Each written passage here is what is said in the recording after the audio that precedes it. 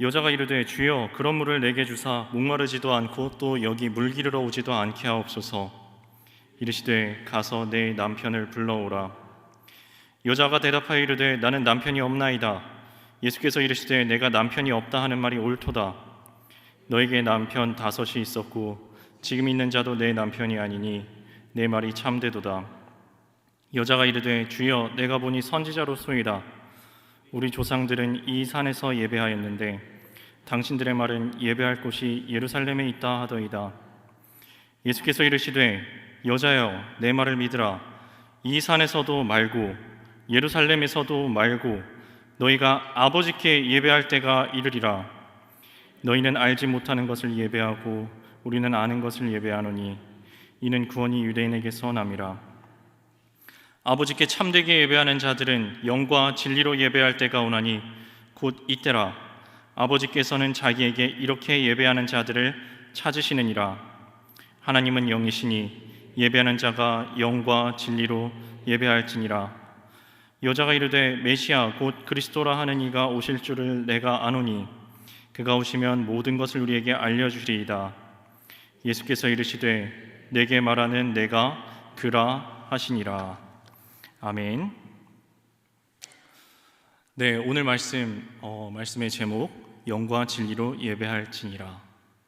어제 큐티인 1월 9일 말씀입니다. 오늘 말씀 방금 전에 읽기는 15절에서 26절까지 읽었지만 오늘 말씀 어차피 다 아시는 말씀, 아마 한두 번 듣지도 않으셨을 겁니다. 여러 번 들으셨던 말씀 한번 전체적으로 요한복음 4장 전체적으로 한번 훑어보려고 합니다.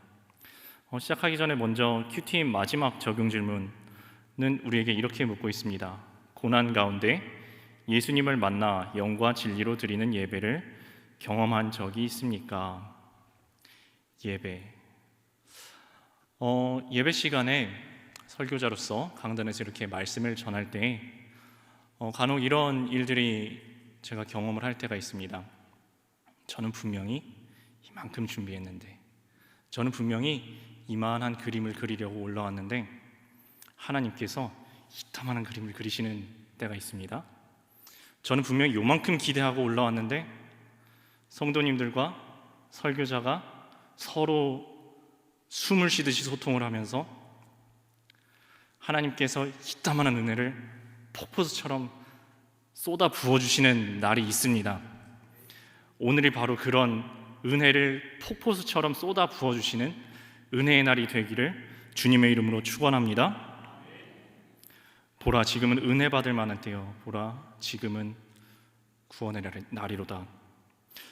오늘 요한복음 4장 말씀은 영과 진리로 드리는 예배에 대한 주제를 가지고 있습니다. 3절 4절에 이런 말씀이 나왔어요. 유대를 떠나서 다시 갈릴리로 가실새 사마리아를 통과하여야 하겠는지라. 자, 이제 공간적인 범위가 어딘지가 나오죠. 사마리아입니다. 사마리아. 예수님의 혈통적으로는 유대인이십니다. 그런데 사마리아를 통과해서 유대에서 사마리아를 통과해서 갈릴리 지역으로 올라가고 계시는 겁니다. 유대인들의 관점에서 봤을 때는 다 아시는 바와 같이 사마리아가 저기 혼합혈통, 잡족들, 저거는 쟤네들은 우리랑 같은 민족으로 쳐줄 수가 없는, 조금 심하게 이야기해서는 인간 이하로 보는 사마리아인들을 그렇게까지 무시하는 사람들이었습니다. 당연히 유대인들은 사마리아 땅에 들어가는 걸 싫어했습니다. 그런데 유대에서 갈릴리로 가려면 지름길이 사마리아입니다. 그래서 정말 가기 싫은데 엔간하면 돌아가겠는데 어쩔 수 없이 지나가야만 되면은 빨리 지나갑니다. 어디 마을에 들러서 누구를 만나서 이야기하지 않습니다. 그런데 예수님께서는 지금 사마리아를 통과하시는데 그 장면을 이렇게 방금 전에 성경에서 기록하고 있었어요. 사마리아를 통과하여야 하겠는지라. 이것은 반드시 사마리아를 가야만 하겠다. 나 저기 가야만 돼. 꼭 가야 돼. 꼭 가야 돼 라는 예수님의 의지가 담겨 있는 표현입니다. 그리고 의지를 가지고 통과하는 그 마을에, 수가라는 그 마을에 운명적인 만남이 기다리고 있었습니다. 6절 7절 말씀입니다. 거기 또 야곱의 우물이 있더라. 예수께서 길 가시다가 피곤하여 우물 곁에 그대로 앉으시니 때가 6시쯤 되었더라. 사마리아 여자 한 사람이 물을 기르러 왔음에 예수께서 물을 좀 달라 하시니, 자, 한 여자가 물을 기르러 왔습니다. 뭐 요새처럼 이렇게 손잡이 달린 바켓스가 있었을 리가 없고요. 아마 질그릇으로 된 항아리를 이렇게 머리치고 왔을 겁니다. 부끄러움이 많은 여자였습니다. 숨기고 싶은 것이 많습니다. 근데 이 당시에는 숨길 수가 없습니다. 비밀이 없는 사회였습니다.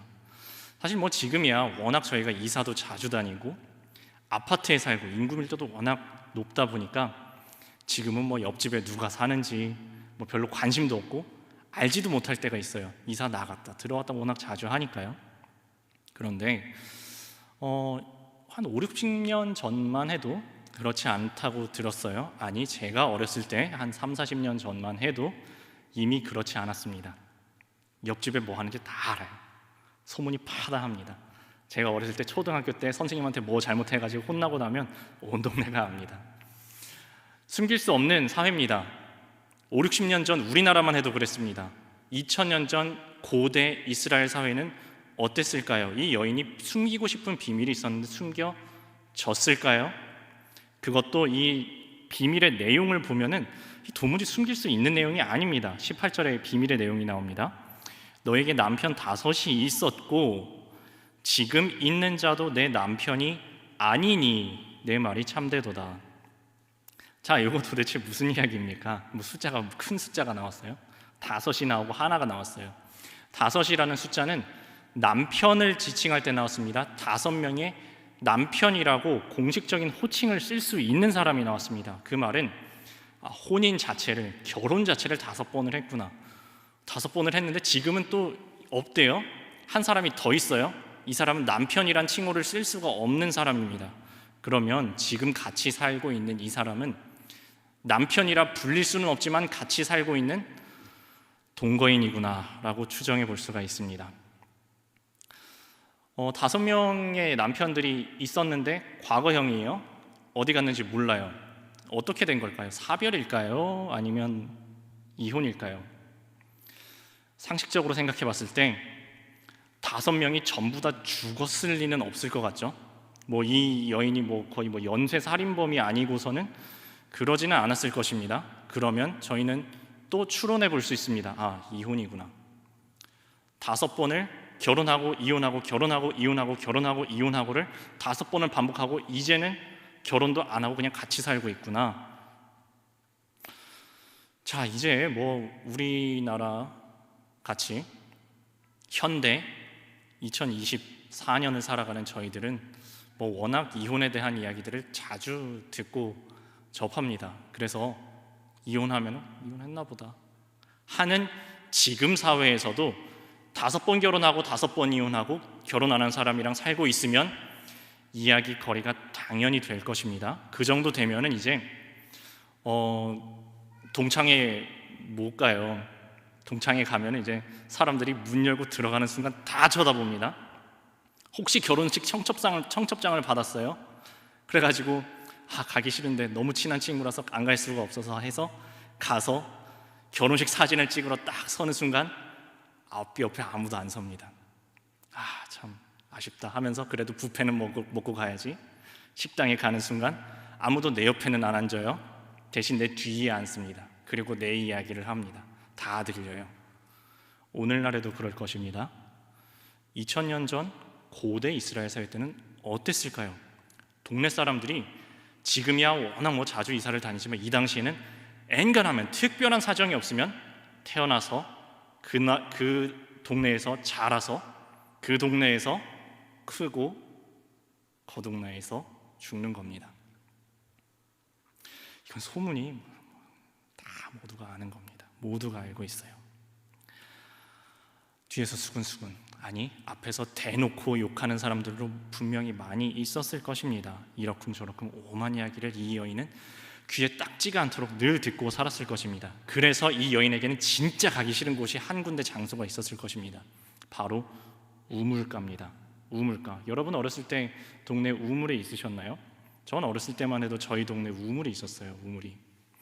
물론 이제 우물은 그냥 있는 우물이었어요. 그때는 이제 다 지하수가 들어와가지고 집에서 지하수를 뽑아 먹고 살았지만, 우물물을 퍼 길러서 먹던 시절에는 이제 사람들이, 아니 그냥 사람들이 아니고 여자들이 다 모이는 데가 이제 우물가죠. 거기서 이제 오만 동네 소문이 다 도는 곳이 바로 그 우물가입니다. 자, 이 우물가에 여자들이 한 5명, 아니 한 10명쯤 있는데 이 여인이 딱 물 기르러 간다고 생각해 보세요. 그럼 이제 풍선껌처럼 씹히는 겁니다. 이건 뭐 볼 것도 없어요. 무조건 이제 뭐 들을 수 있는 얘기를 다 듣는 겁니다. 물 기르는 동안 계속 들었을 거예요. 그러니까 우물가는 싫었을 겁니다. 그런데 이 사막 기후에서 물을 안 길어 먹고 살 수가 있습니까? 죽을 수는 없잖아요. 그래서 우물가긴 가긴 가야 되는데, 우물을 가긴 가야 되는데 사람이 없는 시기를 골라서 갑니다. 그것이 오늘 성경에 기록되어 있는 제6시, 때가 6시라라는 이야기입니다. 사실 이 부분에서 이 6시다라는 이야기를 두 갈래로 해석해 볼 여지는 있습니다. 하나는 유대인의 시간 계산법으로 했을 때 제6시라는 것은 정오입니다. 그런데 로마인의 시간 계산법으로 했을 때는 이게 오후 6시입니다. 오후 6시는 해가 뉘어뉘어지고 좀 서늘해지고 물 기르러 가기 딱 좋은 때예요.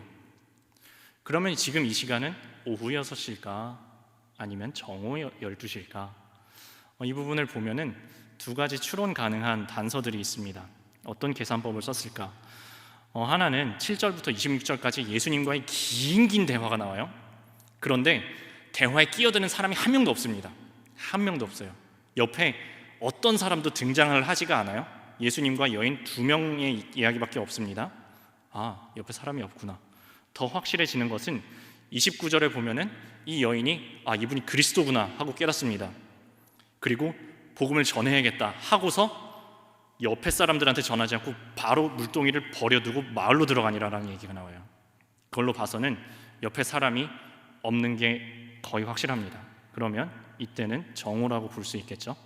사람이 없는 사막 기후에 뙤약볕이 장렬하는 정오입니다. 아주 뜨거운 시기입니다. 현 시점에는 우물가에 예수님과 이 여인 둘밖에 없습니다. 자, 그러면 이 여인은 사람들의 눈을 피해서, 아니 어쩌면 사람들의 입을 피해서 여기로 왔습니다. 갈 때 기대했던 것은 아무도 없기를 당연히 바라고 갔겠죠. 먼 길을 걸어왔습니다. 먼 길을 걸어서 떼약볕에 땀을 삐질삐질 흘리면서 가고 싶은 길이었을까요? 가기 싫은 길이었겠죠. 무거운 물동이를 이고서 아이고 내 팔자야, 내가 이 땡볕에 차마 죽지 못해서 물을 기르러 가기는 가는데 야, 내가 진짜 이렇게까지 살아야 되냐 하면서 꿍시렁꿍시렁 거리면서 갔을 수도 있습니다. 가는데 우물가 이상하게 사람이 보이는 거예요. 반가웠을까요? 싫었을까요? 당연히 싫었을 것입니다. 사람이 일부러 안 만나려고 이 시간에 나갔는데 저기 사람이 보이는 거예요. 그런데 돌아서자니, 이미 멀리 나왔습니다. 돌아서자니 물을 먹어야 됩니다. 어쩔 수 없이 갑니다. 가면서 속으로 아마 이 여인이 이렇게 생각했을 거예요. 제발 눈 마주치지 마라. 눈 마주치지 마라. 쳐다보지 마세요. 쳐다보지 마세요. 이상한 아저씨. 왜 쳐다보지 마세요. 또 이렇게 속으로 생각했을 겁니다.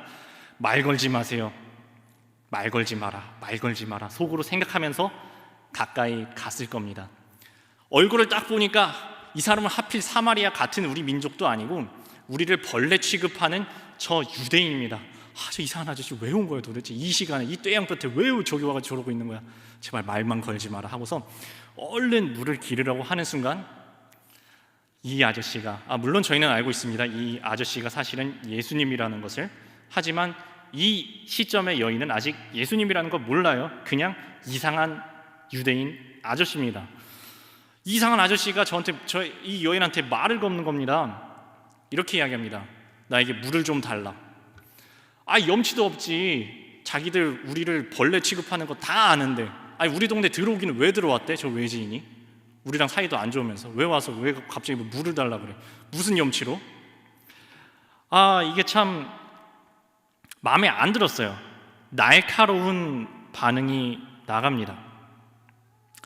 그런데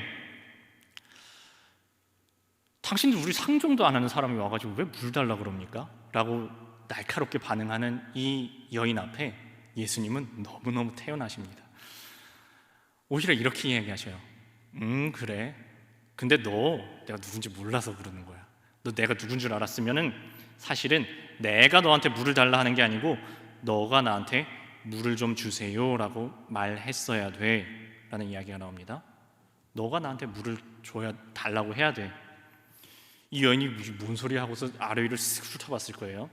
그리고 여기 이상한 아저씨는 손에 두레박도 없고 바가지도 없고 무슨 밧줄이 있는 것도 아니고 우물은 깊은데, 참고로 우리나라는 지하 수층이 얕아서 우물을 얕게 파도 우물이 파집니다. 이 나라는 이스라엘 사막 기후는 지하 수층이 엄청 깊이 있습니다. 그래서 우물을 깊이 파야 돼요. 이 우물은 깊은데 무슨 수로 당신이 뭔데 내가 당신한테 물을 달라 하면 무슨 소리 하는 거예요? 빨갛지도 않은 빈손으로 와가지고 물을 달라 그러든 자기한테 물을 내놓으라고 해야 된다니 무슨 얘기, 뚱딴지 같다라는 반응이 11, 12절에 이렇게 나옵니다. 여자가 이르되 주여 물 기를 그릇도 없고 이 우물은 깊은데 어디서 당신이 그 생수를 얻겠사옵나이까? 우리 조상 야곱이 이 우물을 우리에게 주셨고 또 여기서 자기와 자기 아들들과 짐승들이 다 마셨는데 당신이 야곱보다 더 크니이까? 이 야곱보다 더 크니이까 라는 이야기 속에는 아주 곱게 지금 번역을 해놓은 것인데 속 뉘앙스는 네가 뭔데요 이겁니다. 네가 뭔데요? 여기서 무슨 수로 물을 끌어다가 나한테 줄 건데요? 저희 구약에 나오는 모세쯤 되세요? 바위를 명하여 물을 나오라고 하면은 물이 나오게 한 모세급쯤 되세요? 야곱보다 더 위대한 자입니까? 이렇게 이야기를 하는 여인 앞에서 이 아저씨, 사실은 이 예수님은 더 뚱딴지 같은 소리를 하십니다. 이렇게 이야기하셔요. 너 이 물 마시면 또 목마르지. 너 이 물 마시면 또 목마르지. 그러셔요. 장난하세요? 물 마시면 당연히 목마르지. 이 떼약볕에, 이 사막 기후에 마시면 당연히 목마르지요. 그래서 금방 떠가면은 금방 또 다시 마셔가지고 내가 이 떼약볕에 땀을 삐질삐질 흘리면서 지금 또 물 기르러 왔잖아요. 이 힘들게. 지금 나 놀리는 것도 아니고 뭐라고 하는 거야. 당연히 물을 마시면 또다시 목이 마르지요. 그런데 이 목숨 부지해 보겠다고 그래도 물 기르러 와야 하는 이 자신의 처지를 한탄하고 있는 이 여인에게 예수님은 조금도 주눅들지 않으시고 말씀이 청산유수입니다. 이렇게 이야기하십니다. 너 이 물 마시면 다시 목마르지. 그런데 내가 주는 물을 만약에 네가 마시면 영원히 목마르지 않을 거야. 내가 주는 물을 마시는 자는 영원히 목마르지 아니하리니 이 물은 그 속에서 영생하도록 솟아나는 샘물이 되리라. 아멘이신가요? 저는 이 시점에서 아멘을 외칩니다. 여러분도 아멘을 외치실 겁니다. 왜 저희들이 아멘을 외칠 수 있냐 하면은 저희는 이 말씀을 하시는 분이 생명의 샘물의 근원 되시는 예수님이신 걸 알기 때문입니다. 그런데 이 여인은 아직 모릅니다. 예수님이라는 걸 몰라요. 확실히 모릅니다. 왜 모르냐 하면은 이 여인이 이분은 그리스도시구나, 보라 이는 그리스도가 아니냐라는 거는 저 뒤에 29절에 나옵니다. 그리고 혹시 선지자세요? 라는 말이 19절에 나옵니다. 근데 이 시점은 15절입니다. 그리스도심을 깨달으려면 아직 한참 남았고 선지자 혹시 아닌가라고 생각하기에도 아직 덜 왔어요. 이 여인한테는 그냥 이상한 아저씨입니다. 아무것도 손에 두레박도 없이 와가지고 네가 나한테 물 달라 그래야 돼. 너 이 물 마시면 목마르지? 근데 내가 주는 물은 영생하도록 솟아나오는 샘물이 된다? 이상한 아저씨예요. 그래서 그에 대한 대답이 15절에 이렇게 이야기합니다. 여자가 이르되 주여 그런 물을 내게 주사 목마르지도 않고 또 여기 물 기르러 오지도 않게 하옵소서. 자, 이것도 우리나라 말의 번역을 참 부드럽게 해놨습니다. 부드럽게 해놨는데 뉘앙스가 어떤지 잘 한번 생각을 해보세요. 주여, 그런 물을 내게 주사 목마르지도 않고 여기 물 기르러 오지도 않게 하옵소서가 진심으로 그런 물이 정말 있군요, 제가 마음속 깊이 믿어집니다. 그 물이 있으면 얼마나 좋을까요? 저에게 그 물을 꼭 주셔서 제가 영원히 목마르지도 않고 여기 물 기르러 오기 너무 힘든데 정말 진심으로 물 기르러 오지 않게 해주세요. 제가 그 말이 다 믿어집니다 였을까요? 아니면 와, 이 아저씨 진짜 이상한 소리 한다, 말 같지도 않은, 아까부터 이상한 소리 하시더니 네, 그런 물 있으면 참 좋겠네요, 어디 한번 줘보세요, 진짜 좋겠네요, 그러면 아주 나 목도 안 마르고 여기 다시는 물 기르러 오지도 않고 참 좋겠습니다. 1번, 2번 뭐였을 것 같습니까? 힌트는 이 여인은 아직 이분이 예수님인지 그리스도이신지, 아니 선지자라고까지도 생각 못하고 있습니다. 우리는 이렇게 추론해 볼 수 있습니다. 이것은 반어법이구나. 이 여인은 지금 이게 믿어지는 게 아닙니다. 이게 믿어지는 게 아니에요. 그럼 그런 물 있으면 한번 줘보세요, 퍽이나 좋겠습니다. 이런 뉘앙스였지 않을까 싶습니다. 그런데 바로 그 시점에서 예수님이 이 여인의 정곡을 푹 찌르고 들어가십니다. 정확하게 정곡을 이렇게 찌르십니다. 내 남편을 데려오라. 내 남편을 데려오라. 남편을 데려오라라는 이 말씀은 오늘날 여기에 앉아 계신 결혼을 5번 하고 이혼을 5번 하고 남편 아닌 다른 사람과 살고 있지 않은 저희들한테는 영 남의 이야기로만 들리실 것 같아서 제가 조금 다르게 표현을 해보겠습니다. 너의 사랑을 데려오라. 너의 의지가 되는 것을 가져와 봐라.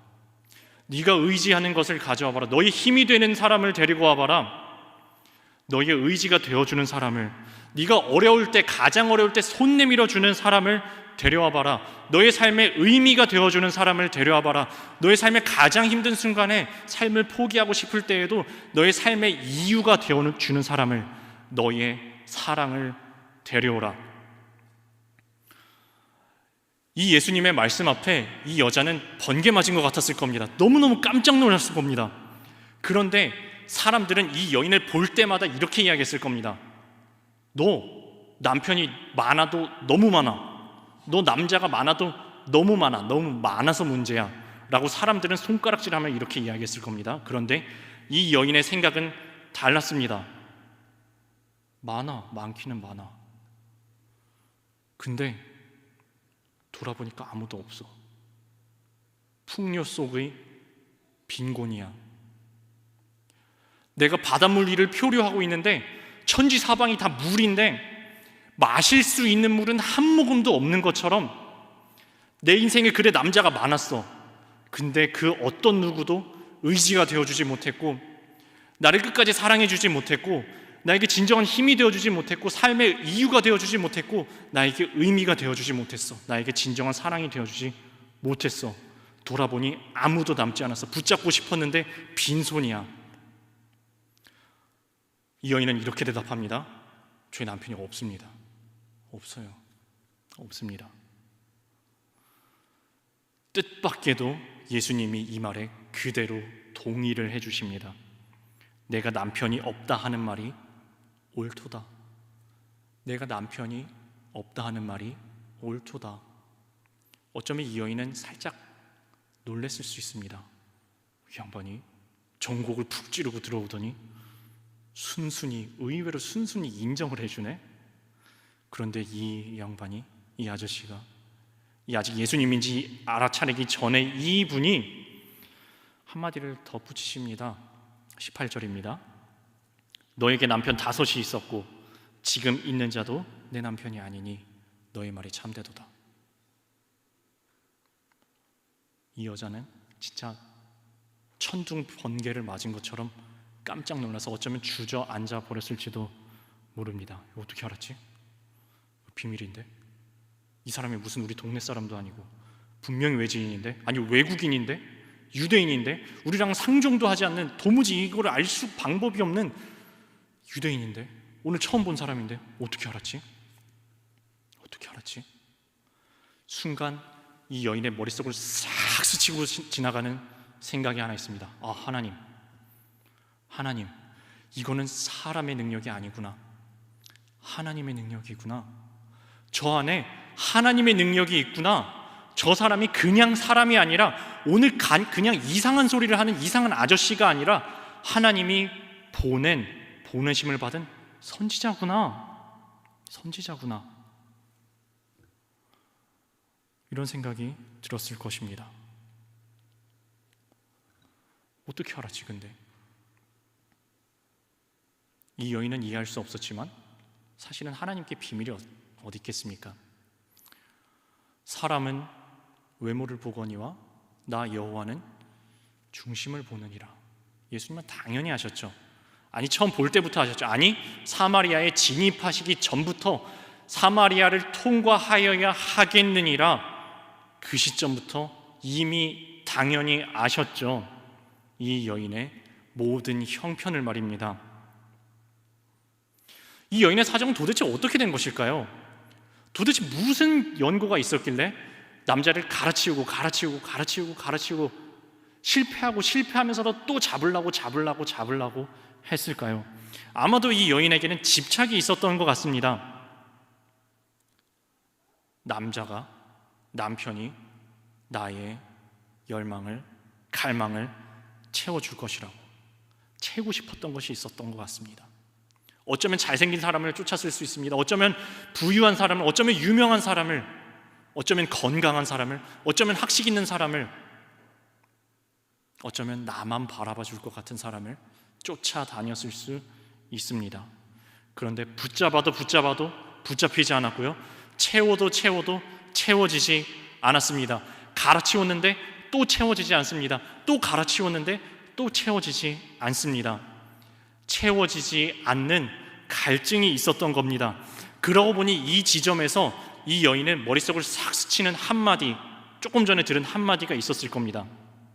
너 이 물 마셔도 또 목마르지? 너 이 물 마셔도 또 목마르지? 마셔도 또 목마르지? 사실은 이게 이 여인의 인생이었던 것입니다. 마셔도 채워지지 않는 갈증을 가지고 허무하게, 그래도 차마 죽을 수는 없으니까 어쩔 수 없이 또 물을 기르러 땡볕에 땀을 흘리면서 가서, 어차피 이거 마셔봐야 또 목마를 걸 알면서도 물을 길러야 하는 고달픈 인생. 남자를 붙잡고 또 의지하고 또 힘이 되어주기를 바라고 소망했지만 실망하고 또 실망했었던 고달픈 인생. 채워지지 않는 갈망, 실망을 반복하는, 채워지지 않는 갈망을 끊임없이 쫓아가야만 하는 고달픈 인생이었습니다. 우리들의 삶은 어떻습니까?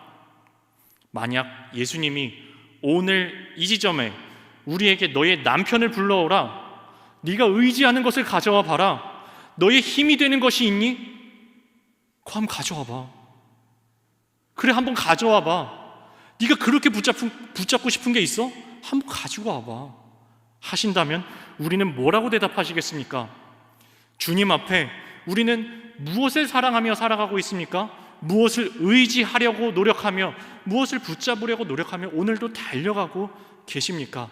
혹시 우리는 이 여인처럼 마셔도 또다시 목마를 수밖에 없는 헛된 것을 쫓아다니고 있지는 않습니까? 이 여인은 이날 전곡을 찔렸습니다.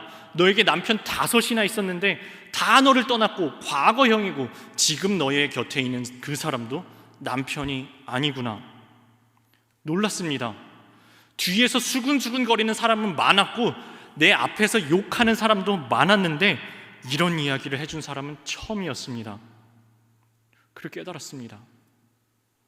내가 지금 하나님 앞에 서 있는 거구나. 저분 안에는 하나님의 능력이 살아계시구나. 하나님이 보는 사람이구나. 그때 이 여인은 지금까지 눌러놨었던 꾹꾹 눌러놨었던 자기 속에 있었던 어떤 질문이 하나가 툭 튀어나옵니다. 당신의 그 하나님, 나도 만나고 싶은데요. 나도 그 하나님, 내가 지금까지 차마 말은 못했지만 나도 그 하나님 만나고 싶은데요. 하나님을 만나려면 나는 어디로 가야 합니까?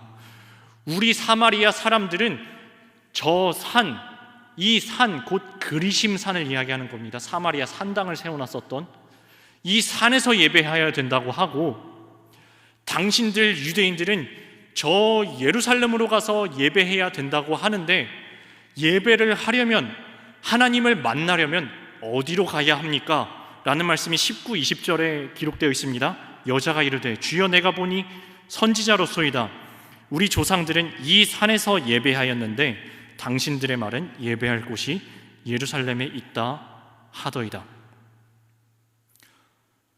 이 속에 눌러놨었던 질문을 예수님께 꺼내놓은 이 여인에게 예수님이 몇 가지 포인트를 찝어서 대답을 해주십니다. 자, 21절과 23절을 한번 볼게요. 예수께서 이르시되 여자여 내 말을 믿으라. 이 산에서도 말고 예루살렘에서도 말고, 첫 번째 포인트입니다. 장소가 상관이 없다는 겁니다. 이 산에 올라갈 필요도 없고 저 예루살렘 성전까지 갈 필요도 없다. 장소를 무관하다는 겁니다. 이것은 하나님이 무소부재하신 분이기 때문입니다. 우리는 간혹 예배당에 하나님을 만나러 온다라고 표현을 하는데 그 표현이 틀린 표현은 아닙니다. 그런데 자칫하면 우리가 착각할 수 있습니다. 예배당 문을 벗어나는 순간 하나님이 안 계신가? 하나님은 무소부재하시는 분입니다. 어디든지 계시는 분입니다. 그래서 저 산도 아니고 저 예루살렘으로 가야만 하나님을 만날 수 있는 게 아니라는 겁니다. 첫 번째 대답은 장소는 상관이 없다라는 이야기였습니다. 너희가 아버지께 예배할 때가 이르리라. 자, 두 번째 포인트는 누구에게입니다? 아버지께. 하나님 아버지께. 예배의 대상이 누가 되는지, 예배의 주체 주인이 누가 되시는지, 우리 예배의 주인공이 누가 되시는지를 이야기하고 있습니다. 우리는 예배를 하나님 아버지께 드린다는 것입니다. 하나님 아버지께 드려지는 예배, 누구 사람을 만족시키기 위해서 드리는 예배도 아니고, 사람에게 잘 보이기 위해서도 아니고, 자기 만족을 위해서도 아니고, 아버지께 드려지는 예배. 두 번째 포인트입니다. 23절입니다. 아버지께 참되게 예배하는 자들은 영과 진리로. 세 번째 포인트가 나왔습니다. 영으로, 진리로. 이 영으로라는 표현은요, 껍데기인 육과 대비되는 말씀입니다. 이 껍데기인 육은 꾸며낸 경건이, 꾸며낸 예배자의 모습이 얼마든지 가능합니다. 그럴듯한 옷을 잘 차려입고 예배 시간을 잘 지켜서 누구보다도 경건한 모습으로, 간절한 모습으로, 어쩌면 통성으로 기도하고, 누구보다 은혜로운 모습으로 찬송을 부르고요, 누구보다 성경도 많이 암송할 수 있습니다. 누가 봐도 저 사람은 믿음이 좋아 라는 외양 껍데기는 갖출 수 있습니다. 그 껍데기와 대비되는 개념이 영으로입니다. 영으로 예배하라 라는 것은 진심으로 예배하라는 것입니다. 하나님은 껍데기에 속지 않으신다고요. 껍데기에 속지 않으신다고요. 사람은 속일 수 있는데 하나님은 속일 수가 없다고요. 우리 주님 앞에 예배하실 때 진심으로 예배 드리시나요? 진심으로. 성경 한 구절을 읽어도 곱씹어가면서 진심으로 읽으세요. 아마 여러분들 대부분은 어렸을 때부터 주기도문을 외우셨을 겁니다. 주기도문으로 기도하실 때 진심으로 마음을 담아서 기도하시나요? 찬송가, 여기 있는 찬송가 대부분 아주 익숙하실 겁니다. 찬송가 덮어도 대부분 부르실 수 있을 거예요. 그때 그 찬송 부르실 때 진짜 진심을 담아서 하나님께 예배하시나요? 진심을 담아서 의미를 곱씹어 가면서 주님께 찬송 부르시나요? 기도하실 때 아마 여기 계신 분들 다 길게 기도하실 수 있으실 거예요. 길게 기도하실 수 있을 거예요. 30분도 기도하고 1시간도 기도하고 2시간도 기도하실 수 있으실 거예요. 그런데 진심으로 기도하시나요? 진심을 담아서 기도하시나요? 진심을 담아서 예배하라는 것입니다. 영으로 예배할지니라. 또 진리로 예배할지니라고 했어요. 진리라는 것은 내 맘대로, 사람의 생각과 사람의 뜻대로, 하고 싶은 대로 마음대로 예배하라는 것이 아니라 하나님께서 정해주신 정답대로, 주님께서 정해주신 그 진리의 길 그대로 예배하라라는 말씀입니다. 그러고 보니 이 같은 요한복음에서 예수님은 이러셨어요. 내가 곧 길이요 진리요 생명이니, 내가 곧 길이요 진리요, 내가 곧 길이요 진리요 생명이니 나로 말미암지 않고는 아버지께로 갈 자가 없느니라. 아버지께로 갈 자가 없느니라. 지금 여인의 질문이 바로 이거 아니었습니까? 아버지를 만나려면, 하나님을 만나려면 어디로 가야 하나요? 대답이 영과 진리로였잖아요. 방금 전에 요한복음 14장 6절이었던 것 같습니다. 내가 곧 길이요 진리요 생명이니 나로 말미암지 않고는 아버지께로 갈 자가 없느니라. 하나님께로 가는 그 길이 되시고 진리가 되시고 생명이 되신 예수님이라면, 여기에서 영과 진리로 하나님께서 정해주신 방법대로 이 진리로라는 말씀은 예수 그리스도로 말미암아라고 바꿔줘도 무방하지 않겠습니까? 그렇습니다. 우리 주 예수 그리스도를 말미암지 않고는 하나님 아버지께로 나아갈 수 있는 사람이 단 한 명도 없습니다. 아무 자격 없는 우리들을 오직 주 예수 그리스도의 한량없는 사랑과 은혜로 말미암아 오늘도 저희들은 감히 주의 자녀라 칭함을 받으면서 주님 앞에 나아갈 수 있는 것입니다. 자격 없는 내 힘이 아닌 오직 예수님의 보혈로 말씀입니다. 다음 포인트입니다.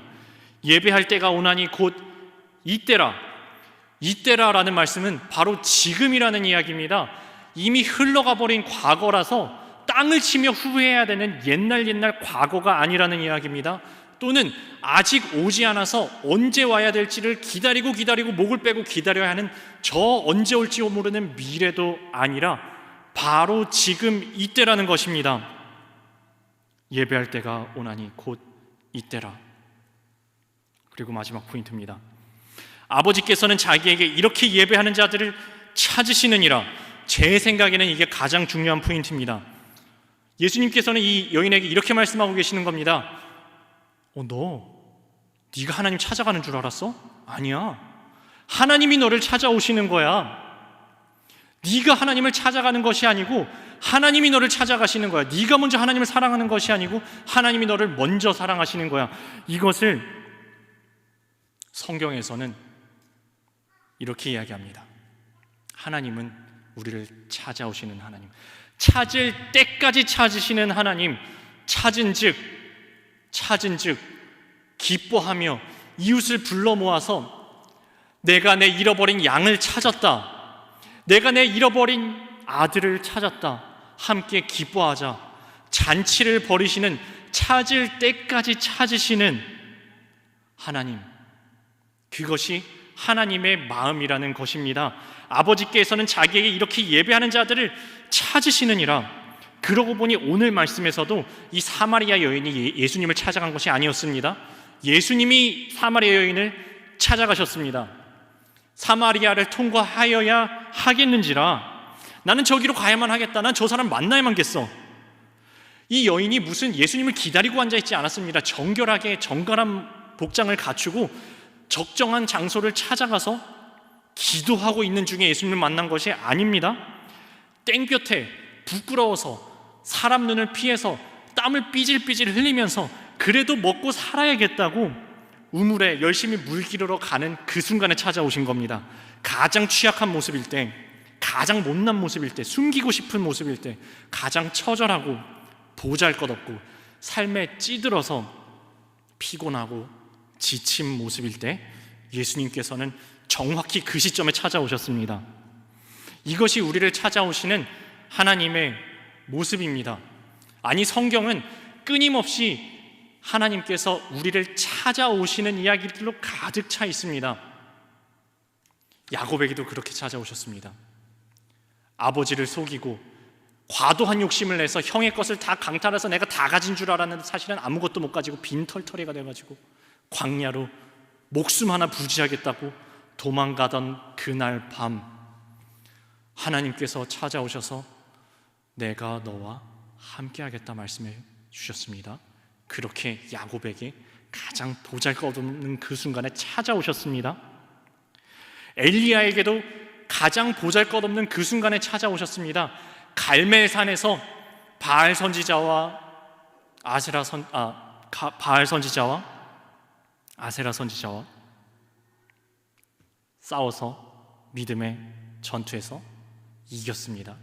근데 그때 말고 이세벨이 자기 죽이겠다고 쫓아와서 광야로 도망쳐서 로뎀나무 아래에 누워서 나 차라리 죽여주세요 하나님, 나 차라리 죽는 게 낫겠습니다. 가장 초라하던 그 순간에 세미한 음성으로 하나님께서 찾아오셨습니다. 베드로에게도 그렇게 찾아오셨습니다. 나는 죽어도 주님을 부인하지 않겠습니다. 나는 죽는 한이 있어도 주님을 떠나지 않겠습니다. 큰 소리치던 그 베드로가 주님의 눈앞에서 너무너무 연약하게도 무너졌을 때 나는 저 사람 모른다고 저주하면서 3번이나 부인하고 예수님 부활하셨다는 소식을 다 듣고도 나는 물고기나 잡으러 갈래 하던 그 베드로에게 찾아가셨습니다. 베드로가 예수님을 찾으러 간 게 아니고 예수님의 베드로를 찾아가셨습니다. 그리고 이미 받은 은혜 다 잊어버리고 삶에 찌들은 채 하나님도 나를 떠나신 것 같아, 하나님도 나를 버리신 것 같아 지쳐 쓰러져 버리는 우리에게도 하나님이 찾아오십니다. 찾아오시는 하나님입니다. 우리가 자격이 없을 때 먼저 찾아오십니다. 우리가 하나님을 위해서 뭔가를 하기 전에 하나님이 먼저 찾아오십니다. 자격 없는 우리에게 먼저 찾아오시는 은혜를 성경은 이렇게 이야기합니다. 우리가 아직 죄인 되었을 때 그리스도께서 우리를 위하여 죽으심으로 하나님께서 우리를 향한 자기의 사랑을 확증하셨느니라. 사랑은 여기 있으니 우리가 하나님을 사랑한 것이 아니요 하나님이 우리를 사랑하사 우리 죄를 속하기 위하여 화목제물로 그 아들을 보내셨음이라. 사마리아의 여인의 삶 속에 찾아가 주신 주님께서 과연 지금 이 시간, 바로 지금 이때에 우리 삶 속에도 찾아와 주시고 손잡아 주시고 위로하시고 힘주시고 생명이 되어 주시는 은혜를 경험하시는 여러분 되시기를 주님의 이름으로 축원합니다. 찾아와 주신 예수님을 만난 여인의 삶이 변화되었습니다. 28, 29절 말씀입니다. 여자가 물동이를 버려두고 동네로 들어가서 사람들에게 이르되 내가 행한 모든 일을 내게 말한 사람을 와서 보라, 이는 그리스도가 아니냐 하니. 여인의 삶이 변했습니다. 사람들을 두려워하여 늘 피해 다니기만 하던 이 여인이 두려움을 벗어버렸습니다. 더 이상 사람들을 두려워하지 않게 되었습니다. 아니, 이제 피하지 않기만 하는 것이 아니라 적극적으로 사람들을 찾아 들어갑니다. 수군거리는 것이 싫어서 조용히 늘 도망만 다니던 이 여인이 적극적으로 사람들을 찾아가서 전파하는 그 내용이 바로 복음, 예수 그리스도였습니다. 와서 보라, 이는 그리스도가 아니냐. 이제는 예수 그리스도를 삶으로 전파하는 복음 전도자의 인생으로 180도 변화된 것입니다. 오늘 말씀은 예배에 관한 말씀이었습니다. 예배에 관한 말씀이었습니다. 하나님과 우리의 만남의 사건이 예배라면 오늘 요한복음 4장에 사마리아 여인을 주목하여 보십시오. 이 여인은 예수님을 만났습니다. 예수님의 말씀을 들었습니다. 예수님께 가장 궁금하던 것을 꺼내놓아서 질문했고 대답을 들었습니다. 대화로 의사소통했습니다. 그동안 얽매여 있던 것에서 해방되어서, 집착에서 해방되고 두려움에서 해방되어서 자유함을 얻었습니다. 지금까지 마셔도 도무지 채워지지 않는 갈증, 하지만 어쩔 수 없이 또 그것을 붙잡으러 오늘도 달려나가는 갈망 또 갈망의 삶에서 이제는 그 속에서 영생하도록 솟아나는 샘물이 생겨서 다른 사람에게 퍼줄 수 있는 샘물과 같은 인생으로 변화되었습니다. 왜냐하면 샘물 되시는 예수님을 만났고 영접했기 때문입니다. 그리고 이 여인 덕분에 이 동네 사람들이 예수님을 전부 다 만났습니다. 다 만나게 됐습니다. 그리고 이 일이 성경에 기록되므로 저희들도 오늘 이 시간 이 은혜의 말씀을 나눌 수 있게 되었습니다. 아버지께 참되게 예배하는 자들은 영과 진리로 예배할 때가 오나니 곧 이때라. 아버지께서는 자기에게 이렇게 예배하는 자들을 찾으시느니라. 주님께서 이 사마리아 여인을 만나주신 이 사건이, 이 만남의 사건이 예배가 아니라면 도대체 무엇을 우리는 예배라고 부르겠습니까? 그런데 말입니다, 저는 바로 이 시점에서 이 예배의 사건 앞에서 저는 이런 의문이 하나가 들었습니다. 잠깐만, 아까 예수님께서, 아버지께서는 영과 진리로 참되게 예배하는 예배자들을 찾으시느니라 라고 말씀하셨는데, 잠깐만, 이 여인이 영과 진리로 아버지께 예배하는 참된 예배자라서 예수님이 찾아가셨나? 마치 동방의 의인인 욥처럼 너무너무 참된 예배자라서, 영과 진리로 예배하는 참된 예배자라서 지금 찾아가신 건가? 그런 거 아닌 것 같은데, 전혀 자격 없는 것 같은데. 그럼 뭡니까?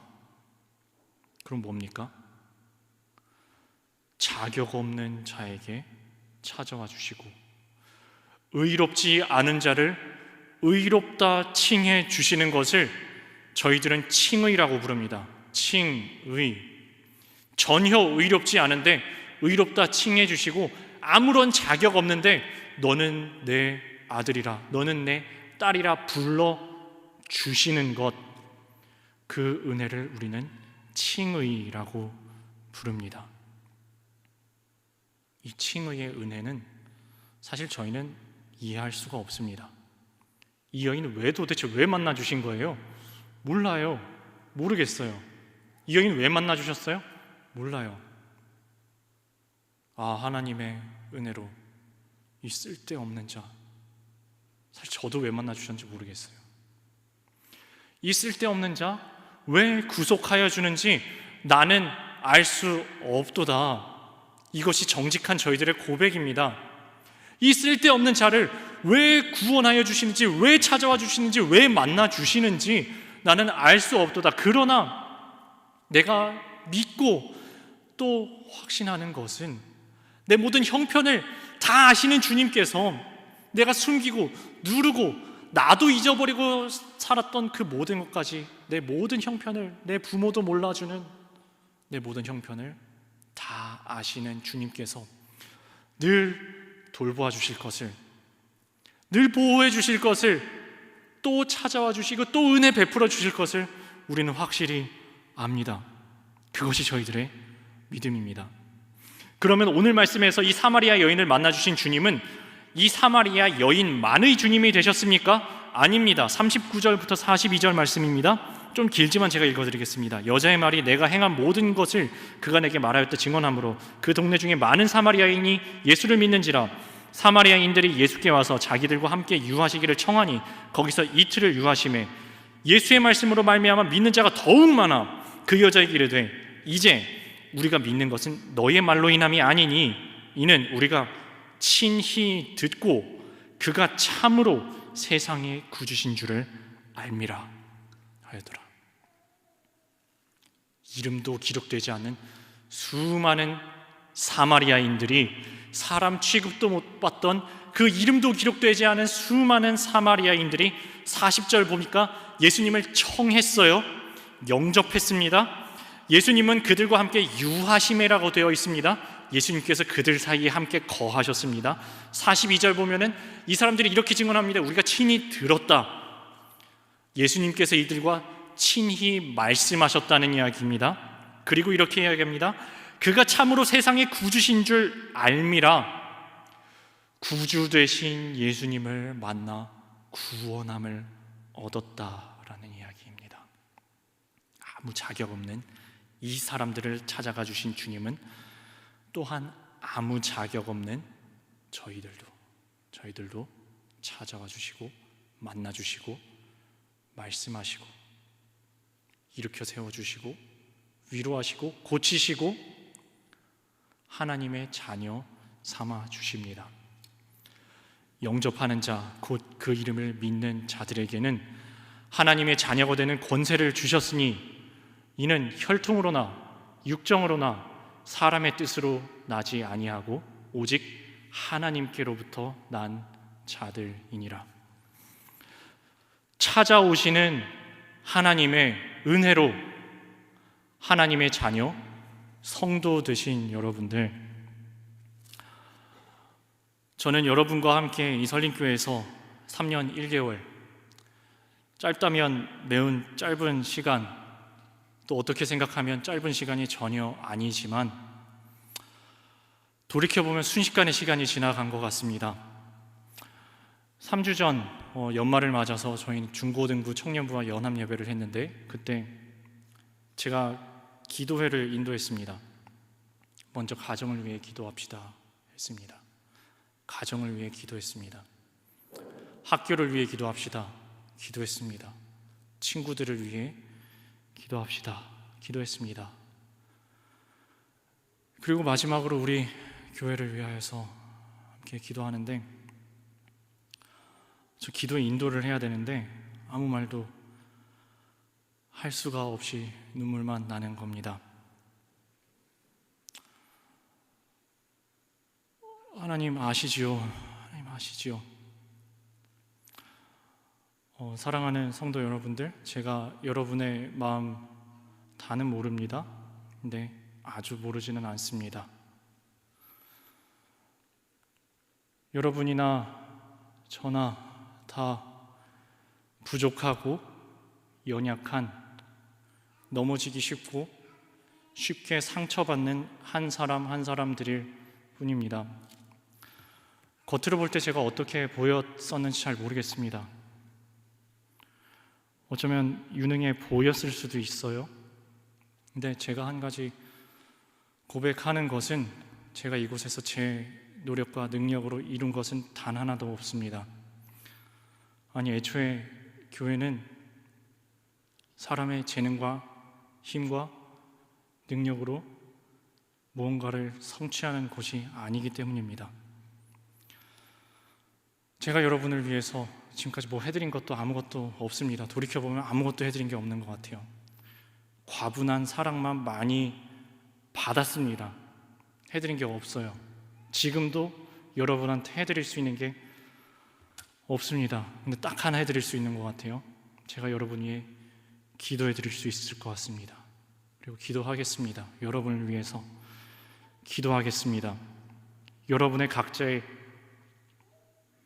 삶의 자리에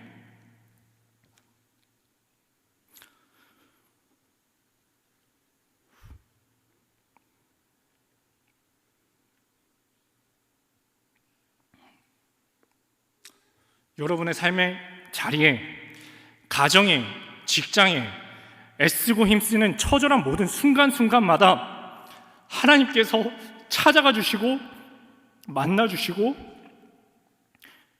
동행하여 주시기를 기도하겠습니다.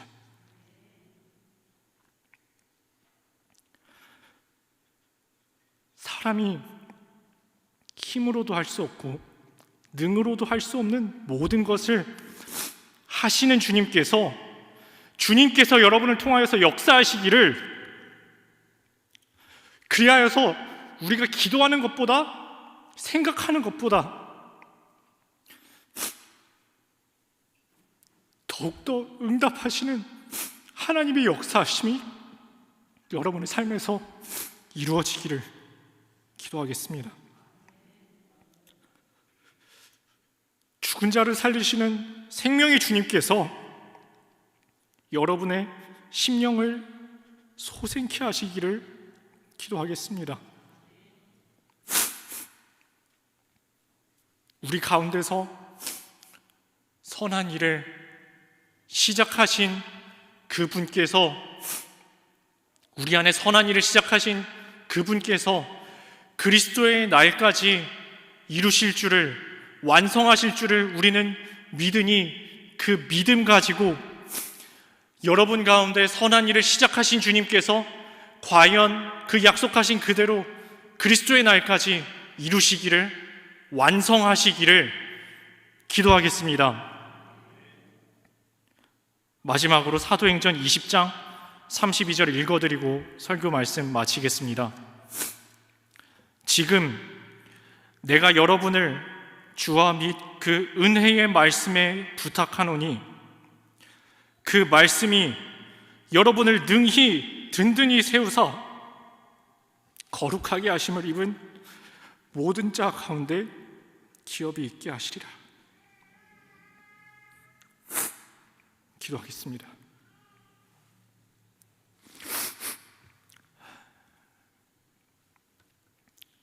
주님, 저희 주님 앞에 예배자로 살아가기 원합니다. 그런데 저희는 믿음이 부족하여서 영과 진리로 아버지께 예배하는 참된 예배자로 불려질 자격이 없는 자들입니다. 그러나 그럼에도 불구하고 그 크신 은혜로, 한량없는 희생의 사랑으로 우리에게 찾아와 주시는 주님, 삶의 치열한 현장으로 어쩌면 무기력하면서도 연약하고 더럽고 추하면서도 처절한 삶의 한 복판으로, 하지만 진심으로 간절한 마음으로 주님을 바라고 소망하는 저희에게 찾아와 주시는 주님, 주님의 찾아와 주시는 은혜 앞에 저희가 무릎 꿇습니다. 이제 우리가 고백하기는, 우리가 높은 산에 거할지라도, 거친 들에 거할지라도, 저 초막으로 보내어짐을 받을지라도, 또는 저 궁궐로 보내어짐을 받을지라도 그 어떠한 상황 때문이 아니라 우리를 찾아와 주셔서 우리와 동행하시는 주 예수 그리스도의 은혜 때문에 우리는 천국 백성으로 살아감을 고백합니다. 우리가 종일 주를 위하여 죽임을 당하게 되며 도살당할 양같이 여김을 받을지라도 우리를 사랑하시는 이로 말미암아 우리가 넉넉히 이김을 고백합니다. 우리에게 찾아와 주시는 주님께 영으로, 진리로, 진심으로 우리를 사랑하시는 주 예수 그리스도를 힘입어서 예배하는 예배자로 살아가다가 예배자로 주님 앞에 서는 저희들의 삶 되게 하여 주시옵소서. 그리하여 마지막 날 주님 앞에 섰을 때에 예배자의 모습으로 기뻐하며 다 함께 만날 수 있는 주님의 백성들 다 되게 하여 주시옵소서. 지금도 우리를 찾아오시는 주 예수 그리스도의 이름으로 기도드립니다. 아멘.